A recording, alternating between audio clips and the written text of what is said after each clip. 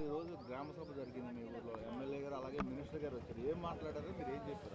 అంటే ఇప్పుడు వస్తుంది జరిగిన గ్రామ సభలో మా గ్రామం ఇప్పుడు ఈ రాజధానికి ఇచ్చినటువంటి 29 గ్రామాల్లో డెవలప్మెంట్ గురించే మాట్లాడారు. అడగమన్నారు మీకు ఏమైనా సమస్యలు ఉంటే. మేము వాళ్ళు ఒక ప్లాన్ చేసుకొచ్చారు ఆల్రెడీ. ఒక ఒక గ్రామానికి మీ గ్రామానికి ఇవి చేస్తాము, ఇలాంటి ఏర్పాట్లు చేస్తాము, ఇలా దీనికి ఇంకా భిన్నంగా మీకు ఏమైనా ఆలోచనలు కోరికలు ఉంటే చెప్పండి అని అడిగారు. సరే మాకున్న సమస్యలు మేము తెలియజేసాం సభాపూర్వకంగా. వాళ్ళు కూడా ఒక డీటెయిల్డ్ ప్లాన్తో వచ్చారు. ఆ ప్లాను మాకు కొంతవరకు బాగానే సాటిస్ఫాక్షన్ అయ్యాం. కానీ మా ఇంకా ఎక్స్ట్రా మౌలిక వసతులు కొన్ని ఏర్పాటు కావాల్సి ఉన్నాయి. వాటి గురించి కూడా మేము అన్వయించాం. వాటికి కూడా సానుకూలంగా స్పందించారు. అవి కూడా మాకు తప్పనిసరిగా అవసరం ఉంది. రేపు పిల్లల భవిష్యత్తు దృష్ట్యా మేము ఆ గ్రౌండ్ పిల్లల ఆట స్థలాలు కానీ, పార్కులు కానీ, లేదా నీటి చెరువుకి చుట్టూ ఫెన్సింగ్లు కానీ, లేదా వాకింగ్ ట్రాక్లు కానీ, లేదా దేవాలయ నిర్మాణాలు కానీ, ఇలాంటివన్నీ మేము స్ట్రీట్ లైట్లు కానీ, రోడ్లు కానీ వీటి గురించి మేము అడగడం జరిగింది. వాటర్ ఒకటి, కమ్యూనిటీ హాల్స్ ఒకటి, వాటర్ ప్రాబ్లం బాగా ఉంది దొండపా గ్రామంలో.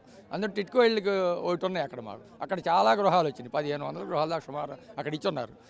అక్కడికి వాటర్ చాలా ఇబ్బంది పడుతున్నాం. వాళ్ళకి సపరేట్ వాళ్ళ లైన్ వాళ్ళకి ఇచ్చి, గ్రామానికి సపరేట్ లైన్స్ సమకూర్చి అందరికీ గ్రామస్తులందరికీ కూడా అటు కాలనీల్లో కానీ గ్రామంలో కానీ నీళ్ళకి ఇబ్బంది లేకుండా చేయవలసిందిగా కోరాం.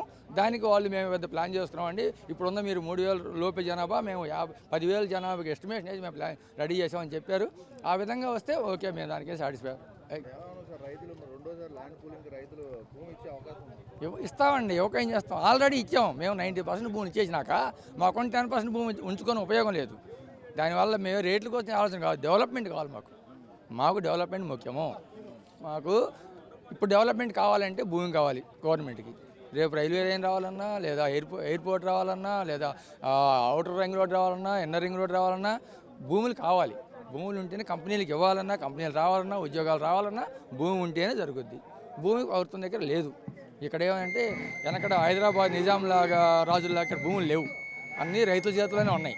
మరి ఏదో విధంగా రైతులు కూడా మన ఏరియా డెవలప్ కావాలి, మన పిల్లల భవిష్యత్తు బాగుండాలి అనుకొని అందరూ భూములు ఇస్తే చంద్రబాబు గారు డెవలప్మెంట్ చేయడంలో ముందుంటారు. దాంట్లో ఏ డౌటు లేదు. కాబట్టి భూములు ఇవ్వడానికి నా వంతుగా నేను ఆల్రెడీ ఇంతకుముందు 9 ఎకరాలు ఇచ్చున్నాను. ఇంకొక 5 ఎకరాలు ఇవ్వడానికి దొండమాన గ్రామంలో రెవెన్యూలో ఇవ్వడానికి సిద్ధంగానే ఉన్నాను. ఏమండి, నా పేరు శనుమూల శ్రీనివాసరావు, దొండపాడు గ్రామం.